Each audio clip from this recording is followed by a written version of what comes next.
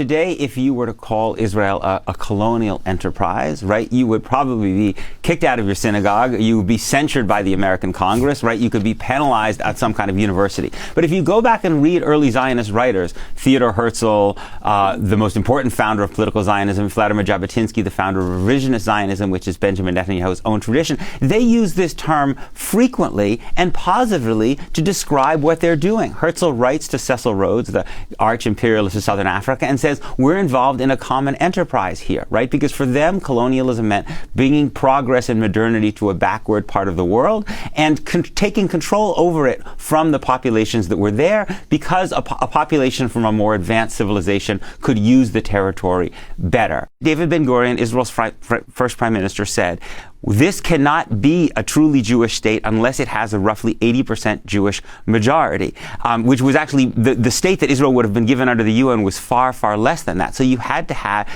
carry out mass ethnic cleansing. In Jewish communities, people tend to say this only began when the Arab countries invaded in May 1948. It's not true. Haifa and Jaffa, for instance, the largest Palestinian populations, were ethnically cleansed before May 1948 because it was impossible to create a Jewish state. There were simply too many Palestinians there, so you had to clear them off in order to create a large Jewish majority where Jews controlled the land. That's how Israel was created. In Jewish tradition, as I understand it, you start with the sanctity and the dignity of the individual, and that is paramount. And then a state must be evaluated. Its legitimacy is dependent on how it treats the individual. So again and again, we are required to say that we believe Israel has a right to exist as a Jewish state.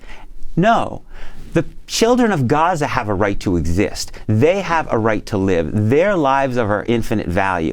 And the question you ask about the structure, the political system of any state is that state guaranteeing that right to life and that right to flourish? And if it's not, if it's failing radically, if it's destroying those lives, then you have to think about reconstituting the state in a more ethical way.